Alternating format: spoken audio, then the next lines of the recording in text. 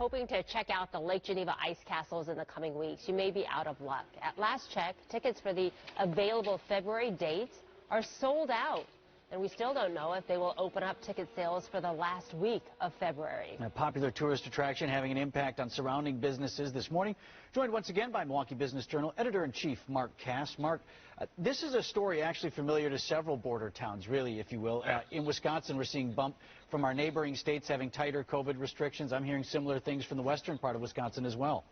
Yeah, I mean, I think you're also seeing outside activities. Outside activities have been always a big draw, especially in Lake Geneva, which is a big draw already from the Chicago area. But yeah, there's no doubt you saw it in the summertime. Remember the big crowds there in the summertime were coming up from Chicago and from Illinois. So I think it's good for that economy. It's good for the area. And also having outside activities with the ice castles and the snow sculptures has been great. But I've heard of really nice crowds down there, and they're spending money, which is great for the area.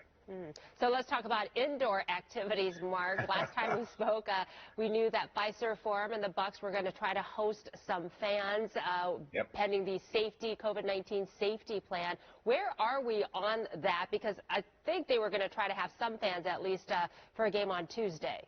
Yeah, I mean, I think that's still the hope. I think it's an outside chance now. You're talking about a week or two still. It's an extensive plan. This is the first time they've had fans in the arena, so they have to look at the plans, how they're going to be seated, how they're going to spend money, how they're going to have food and all that stuff. So it is a plan. So what we heard earlier in the week was about a week or two. So hopefully sometime next week. But it's a big deal because it's a first step. Whatever happens here, hopefully will happen out at Miller Park, hoping in other areas to get the fans in the stands to, one, enjoy the games, but two, to spend money with these teams. Mark, something else that's caught my eye, you're reporting in the Milwaukee Business Journal on the development space in my hometown of Tosa, one of the busiest intersections in the state. You got Highway-A-Hundert and Blue Mound. You got Johnny V versus Tosa right now. He wants to put up high-rise residential. The neighbors aren't having it.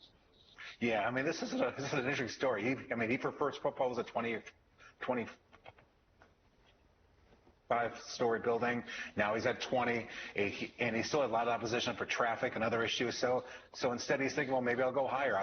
Because under the current zoning, he could go higher at 30 with smaller number of units. So it's a fascinating one, Vince. There's, really nothing's easy out in Tosa, and in this case, this is going to be a tough one. You're talking about a lot of apartments in a small area on a heavily traveled street with the neighbors who are against it. Yeah. An interesting one to follow along. All right, Mark Kass, Editor-in-Chief at the Milwaukee Business Journal. As always, Mark, thanks so much for being with us. Always good to be here. For more of today's business news, you can always head to bizjournals.com/Milwaukee.